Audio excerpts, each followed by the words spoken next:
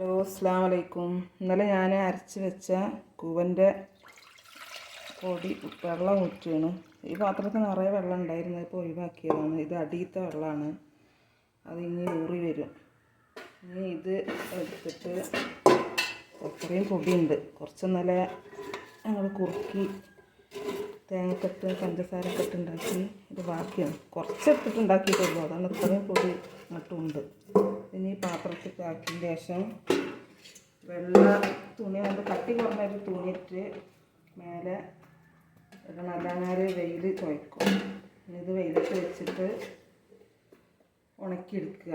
രണ്ട് ദിവസമൊക്കെ അതിൽ കൊള്ളേണ്ടി വരും, എന്നാലേ ഈ എല്ലാം കൊണ്ട് ഉണങ്ങി വരുള്ളൂ. ഈ പൊടി കഴിഞ്ഞ വർഷത്തെ പൊടിയാണ്, ഇതാ ഒരു കേടുമില്ല.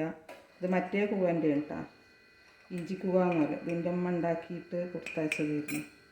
അപ്പോൾ ഇതിന് വെയിലത്ത് വെച്ച് വെച്ചിട്ട് ഇതേപോലെ തന്നെ കുപ്പിയിലാക്കി വെച്ചിട്ടുണ്ടെങ്കിൽ ഒരു വർഷം 2 വർഷമൊക്കെ ഒരു കേടും കൂടാതെ